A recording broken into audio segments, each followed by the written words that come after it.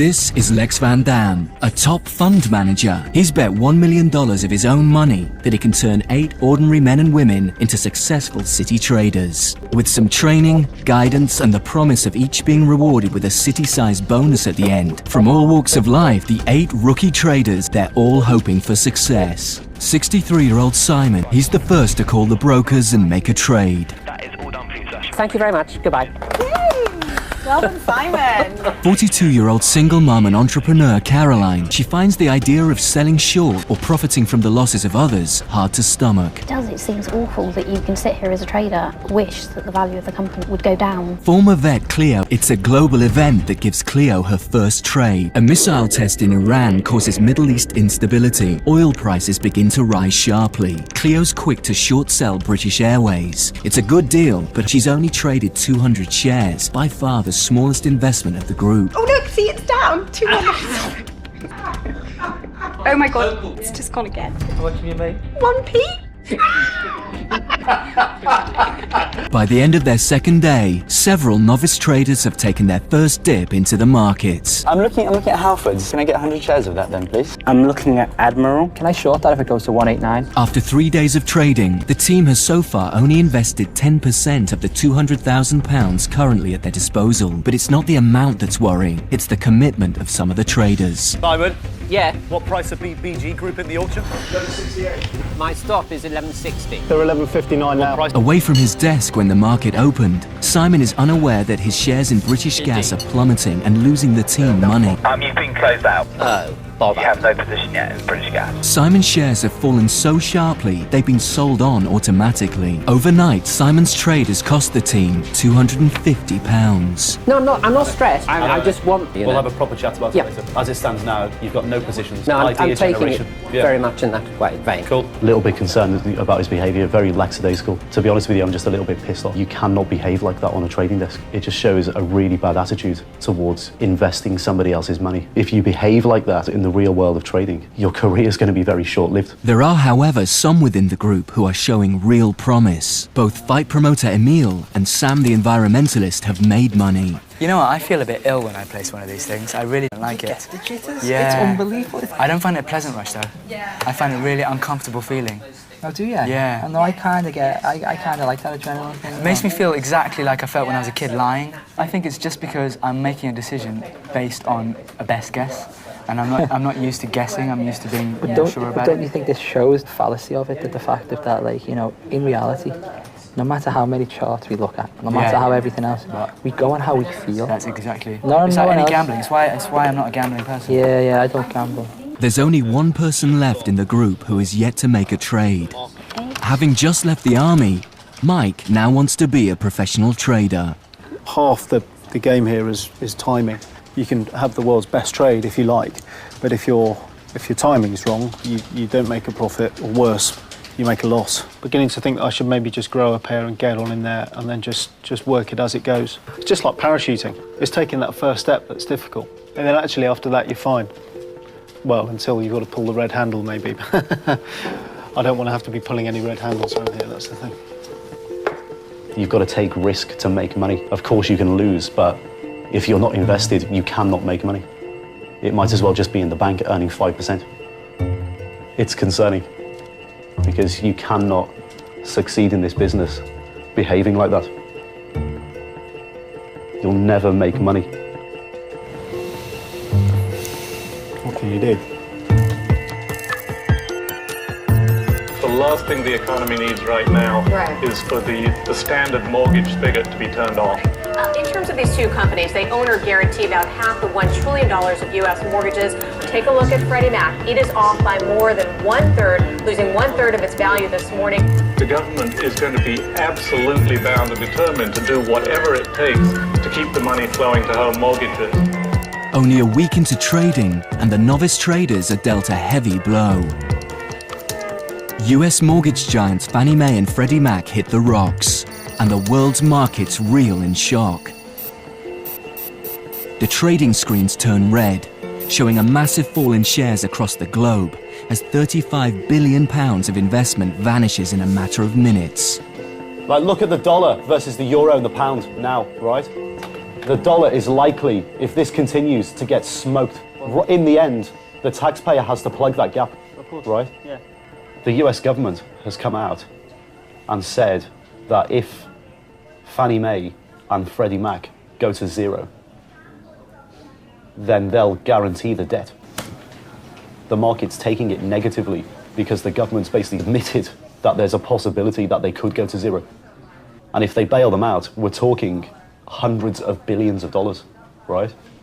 And who ends up paying for it? The US consumer. I mean, to anyone who's been in the industry a long time, this is like proper scary stuff. The entire basis of the US economy changes if this happens. I mean, the US is over for a generation if this happens, potentially. This is why the markets are so volatile. This is why the world is in a complete mess at the moment and no one knows what to do, because there is no light at the end of the tunnel. 319.75, yeah? 375, okay. And that's 1,000 shares that you've bought. That's it, mate, yeah. Great, thanks a lot, Luke. All right, mate. The global credit crisis has spread to British shores, and Sam, the ethical trader in the group, Good lord, that was a rapid rise. spots a chance to make money. Mortgage lender Alliance in Leicester has now found a buyer, allowing the company to shore up its finances after losing 2/3 of its value over the past year. Now, Spain's biggest bank, Banking giant Santander has announced a takeover of Alliance in Leicester. Quick to react, he buys 1,000 shares. They rocket and make the team an instant £200. Out of Alliance in Leicester. Good enough. You got out to 32.5? Yeah. Good, man. 328. See. Hello. He's just sold them. Superstar, mate. 332.5.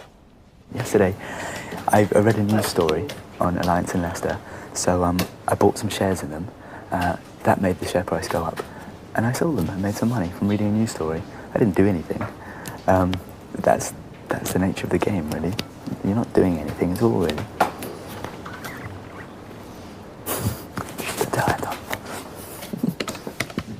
Impressed by Sam's successful investment, retired IBM employee Simon also jumps into financials. Hi. You okay? Not sure yet. I placed earlier a buy limit order on Bradford and Bingley. Okay. And it's just been filled, so. Oh, cool. Okay. Hope for the best. All right. Buying long into Bradford and Bingley, he hopes to see their share price rise. But less than an hour after he places the trade, its share price plummets. I'm afraid my long in Bradford and Bingley didn't work. Really? Bloody hell. Sorry about that. It's very frustrating. This is just an unbelievably complex business. You've got to keep your emotions in check, you've got to do the analysis, you've got to do your homework. There's so many balls to keep in the air. And maybe different personalities are better at coping with short-term decisions, and maybe I'm better to concentrate on a few long-term decisions, long-term trades, rather than leap in on the basis of follow me, as it were, which is really what I did with Bradford and Bingley. Simon's decision to buy into the UK's largest buy-to-let mortgage provider at a time when many are going to the wall, obviously ridiculous, right? hasn't gone unnoticed by Lex and Anton. Clearly his mind's just in the wrong place. It's not just him. I mean, there's other people in the group that just, the whole general level of focus of the group is just too low. Like, these guys are just not intense enough. Of greater concern to Anton and Lex is that those who should be showing the most promise are also struggling. Oh, hi. It's Cleo from Traders Again. Is that Luke? Hi, Luke. I put a sell order in with Rupert for GSK, GlaxoSmithKline. Feeling the pressure, Cleo has sold all her stock and now has nothing invested. Oh, man, look, now it's gone straight. Stupid idiot folks. I think there might be a bit of an issue with Cleo, because she's just traded out of her only 2 positions, which were tiny anyway, and now she's got 0 risk. Well, maybe she's just rethinking it, no? Maybe, but I think the way she did it, she's lost confidence. I've just taken a loss and it's gone down. You know what? I don't like trading. You want them to generate ideas, and you want the book to go up, and you want them to be confident. So you want them to be upbeat, but at the same time, they've got to be disciplined, because some of the stuff they're doing is nuts.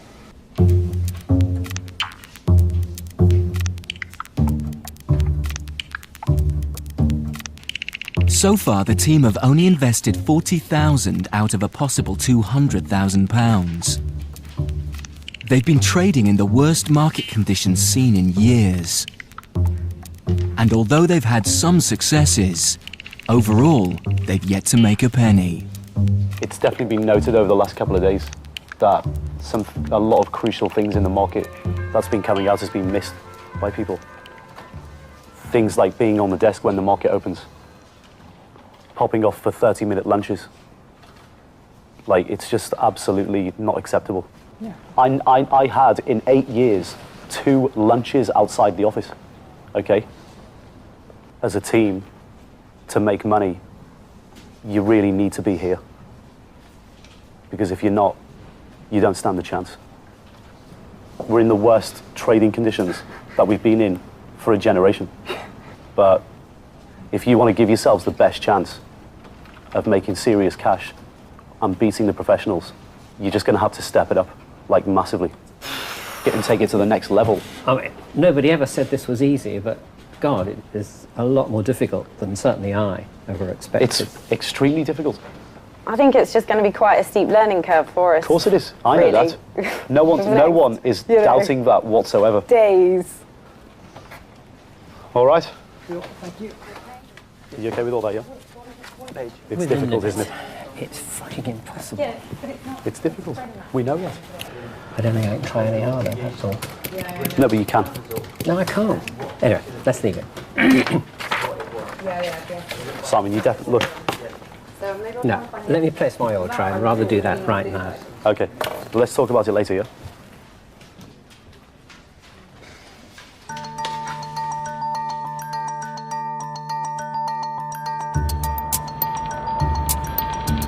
The end of week 1. And so far, retired soldier Mike has only dabbled in the market. Mike knows he needs to make money if he's to see a bonus, and with aspirations to become a full-time trader, he wants his first meaningful trade to be a statement of intent. I'm just extremely competitive. I wear a heart rate monitor so that I don't run too fast. Sometimes I have to rein myself in because it forces you into places where you don't really want to be, like racing my girlfriend, getting dressed and things like that. 1056 at 1057.5. 1056 or 1057.5, yeah. His trade idea is a highly controversial and risky one. Just looking at the opening prices on HBOS, there is people are staring at each other, across the city. Who's going to win this game of bluff? A cash flow crisis for Britain's largest bank, HBOS, has forced them into a rights issue, which means going to their shareholders and asking for more money. Mike has calculated that the rights issue should go well, sending its share price up. Ka-ching, okay? That's a good scenario. That's the side of the bet we want to be on. Right, but we're not. But to cover his position, Mike has decided he also needs to short sell German bank Allianz. As the underwriters of the rights issue, they will have to pick up any shortfall, a potentially huge liability which could see their own share price fall. This trading strategy is known as hedging. It's the essence of how a hedge fund works. If he's right, he'll make more money on this deal than everyone's trades put together. Hi, it's Rupert. Rupert, hi, it's Market Traders. How you doing, mate? Hi, mate. Yeah, good, thank you. ALZ.de. So 110. 110. 23. Euros, right? That's right. Sold 46 Allianz at 110 spot 23 euros. Confirm. HBOS, HBOS, LN, bought. Yes. 1419 278 spot 25. That's right. Lovely. Nice doing business with you, mate. Thank you, mate. Cheers. Bye-bye. Well done.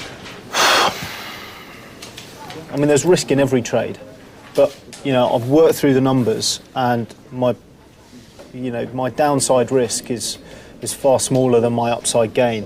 And if it comes off, we'll make a lot of money for the team.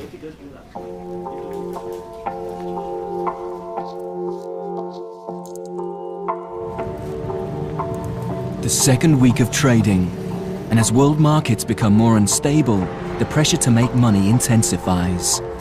The government has come close to admitting that the fiscal rules it set itself for managing the economy can no longer be met. The Bank of England has kept interest rates unchanged at 5% as it struggles to respond to rising inflation. Insisting no decision had been taken on rewriting debt levels, were careful not to dismiss the idea. Everybody's thinking of the credit crisis at the moment. And they're all, basing all the ideas of that credit crisis. Yeah. But it's total risk. It feels like we only look at one trade. Everybody's obsessed by this thing.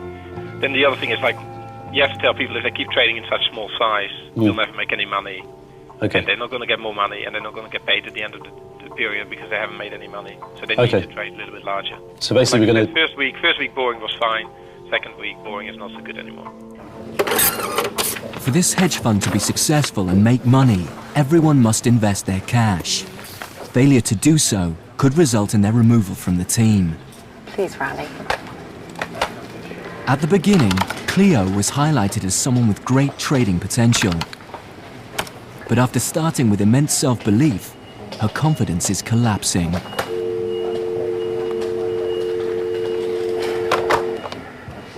With no trades in place, she must get invested to stay in the game. You don't think that would bring it? My thought was that What to do? I hate this. I think I actually hate this. No, but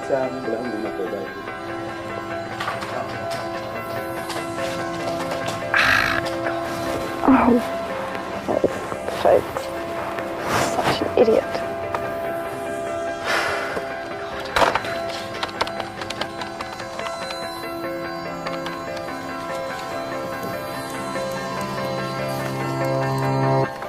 Why didn't I just bloody buy it?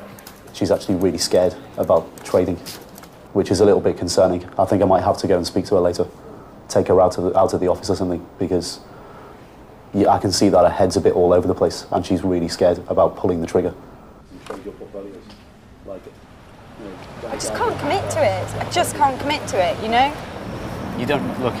It's very, very difficult, this business. Okay, and. You know, it's the whole. It's difficult to I'm take. A perfectionist. To take that abstract thought process and those ideas, those trade ideas, and put them into practice and then manage risk. Okay, they're two really different skill sets. But you're indecisive because you're a perfectionist, right?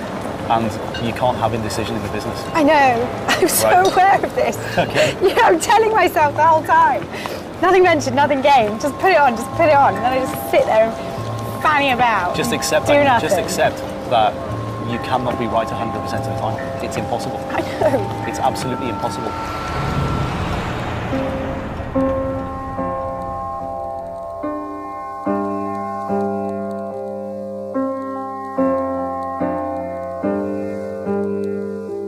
I'm frustrated. I'm frustrated at my lack of knowledge. Massively frustrated by it, and that spills over in this, this sense of being. And I feel like a lamb to the slaughter at the moment. Now I feel pressure that I've really got to find trades to put on, and whilst it's good to have a bit of pressure in this uncertain market, I don't feel that that's necessarily the best thing, because the last thing I want to do is put on trades just so I've got positions. But I'm almost feeling like I'm being pressured now to put on trades purely for that reason, just so I've got positions, just so my capital's invested. But when the market is this volatile, I don't think, I think unless you can really, really read it, then you're a bit of a fool, really. Oh, God, look where it's gone. No wonder it's... For his third trade, Simon believed he was playing safe, investing £3,000 in insurance company Royal Sun Alliance. I've got an open position on RSA, which I'm getting a bit nervous about. It's had a terrible day. It's unfortunately, majority of them have today. I was thinking of lightening my position by buying, say, 800. That will be 1/3 of them, roughly, and then lowering my stop to stay in the market for the rest. You could do that. I don't see why not. Right. Let's make a decision. Could I buy 800? Buy 800. At whatever the market price is now? It's 50 and spot 4. Simon has just made a fundamental mistake. To reduce his risk, he should have sold 800 shares. Hang on a sec, you've got a sell stop loss on, yeah? No, I've got a buy stop loss. You've got I beg your pardon. I'm so sorry. I've gone completely the wrong way. Right. This was a buy. Another 800 now, you see. Ah, well, could you sell them again? That was a mistake. Simon, I'll be selling you 1,600 now, is that correct? Correct. The price to sell them at 15 spot 1, so you're making a loss on that. Oh, shit, just my luck. So let's just say this again very slowly. You have sold 1,600. 1,600 at 115. 115. Spot 1. Spot 1. Okay, done. Thank you. Cheers, Sam. Cheers. Bye. Bye.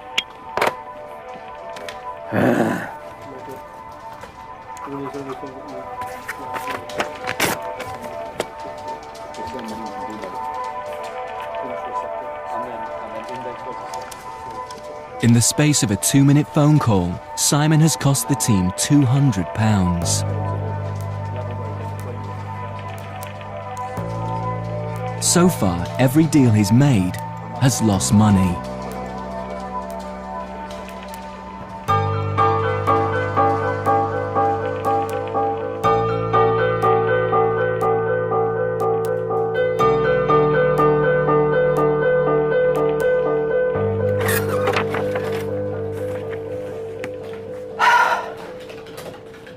I made a small mistake. So he basically shit himself. Yeah. Went to sell a third of the position and ended up buying it. Right. Right. And then he realised what he'd done, and then went to sell double the amount to get his position correct. And then he bought instead of selling. Yeah. If you say buy when you want to say sell, it just means that you've got shit for brains. Well, yeah. That's what it means. It's totally switched off. He's panicked, shit himself, lost his mind, and done the trade the wrong way around. I'm pretty annoyed because there's mistakes and there's mistakes. Yeah. We have to think about what we're going to do about this. Yeah. Cleo has been a bit of an issue in the last 24 hours. She's actually scared of having positions. Right.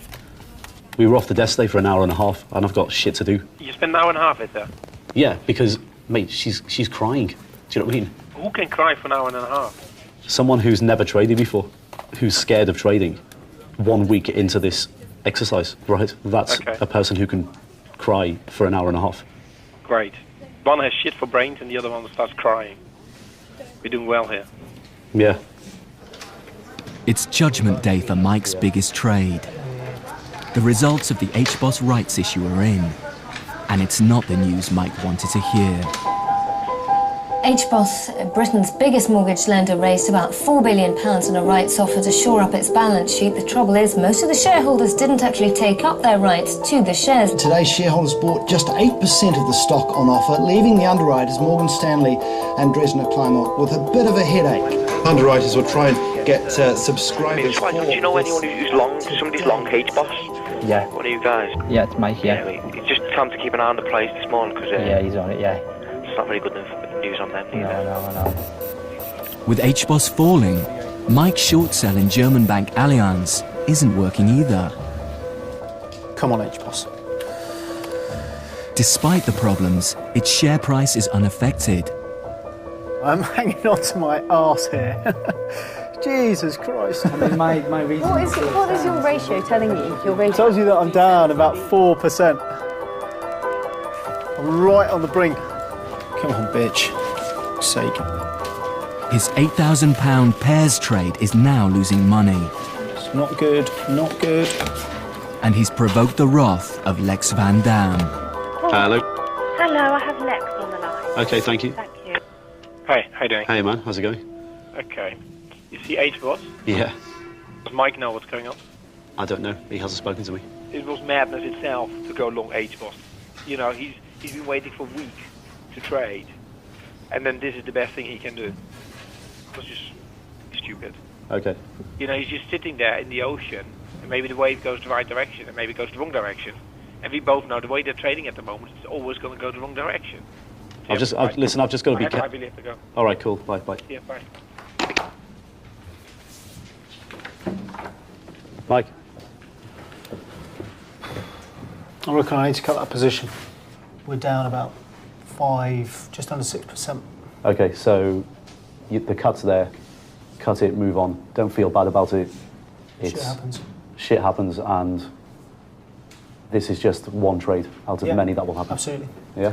Cool, all right, mate. So if you want to do that, that's cool. Okay. Yeah, he's gutted, but like I'm looking at this personally as a trade that could have gone massively right and a little bit wrong, and it's gone a little bit wrong. You know, he spent an entire weekend probably thinking about it, walked in and lost money, right? And that's just the life of a trader.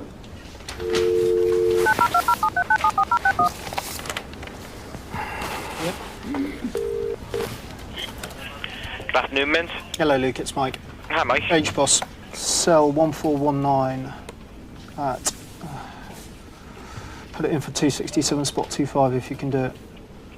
Made that's done for you, then, H-Boss. Okay, ALV.de. I'm a buyer of 46. Done for you, mate. Bought 500, how much? 205. Fuck. Yes. Great. Done. Thank you. Cheers.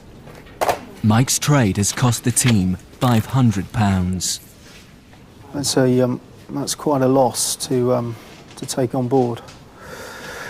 And the bitch is trying to go back in and find another one.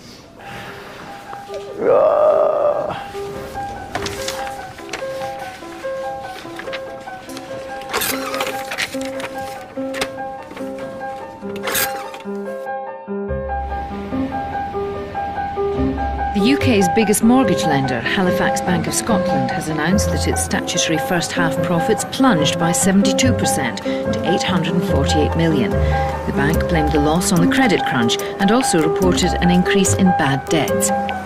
As the traders reach the end of their second week of trading, they're faced with their biggest test so far. We are awaiting numbers, earnings reports from Citigroup. They are due out any second from now. We'll bring you those numbers as soon as they cross. We are Citigroup, the world's largest bank, is about to announce an earnings report. In the financial world, this is a global event and will have a massive effect on the world's stock markets. If the team properly hedge their investments, the fund should be able to cope with anything the market throws at it. I'd like to sell, i.e. go short on that. With market confidence in the banking sector at an all-time low, It's a red day. We need a red day. the novice traders have predicted the figure will be bad. 1,000 would be 2,000. Convinced there's an opportunity to make some quick cash, they all go short. 263. Well, I'd like to put in an order to short 900 of them, please. Okay. I want to sell short. 698, £7.50. 697, 700. Okay, I'll sell. Can I have 698? It's not actually bid there, it's 697 bid. Okay. You wanted to sell it at 698. Yeah, sell short. That's my biggest trade. How much? Nearly £3,000. Ooh la la. Back in the game. Hi, who's that? Rupert. Hi, Rupert, it's Emil from Trades. Hi, you okay? Can you look at Domino's for me? DOM. In total, they short sell 16,000 shares, a massive £41,000, in the hope that prices will fall. Yes, baby, go down, go down. But not one of the traders has hedged their investments by going long in case prices should rise. A potentially calamitous mistake. Well, it looks like that these numbers are better than had been estimated, Carol, and we are actually seeing, as we speak, the futures really paring the losses very rapidly. As I look at my Bloomberg terminals, you can see what the shares are doing in the pre-market already, up by 3%. Sell. And RBS is going up with that news. Is there something else? RBS Is there is something going else? up. Is there How something can else? RBS It go just up means it's going up. that news? Noise is going up. Only a fraction, so is there something else? For the novice traders, it's the worst news possible. The figures are better than expected. The markets immediately rally and share prices rise across the board.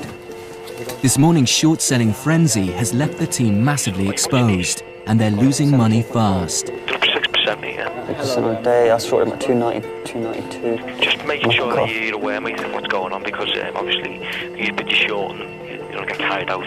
Yeah, 3 or 4. From a position of profit, the group are now facing a heavy loss. It was like Monopoly today, it's great. Everyone's just gone for it. It's quite a nice atmosphere actually in the office, even though we're all hemorrhaging money. Everyone has got absolutely trounced on it. If it was one person getting absolutely trounced, I think it would be quite difficult. But because everyone's in the same position, yeah, it's fine. I think the mood is pretty good considering. They've been trading for a fortnight, and so far they've only lost Lex's money. Hello. Good afternoon. I have Lex on the phone asking for you. Okay, yeah, put him through, thank you. Hello. So what's the P&L? Not gonna like. You're not gonna like. I'm not gonna like, okay. Down 2.5 grand. You're joking? No. Are you serious? Serious. Wow.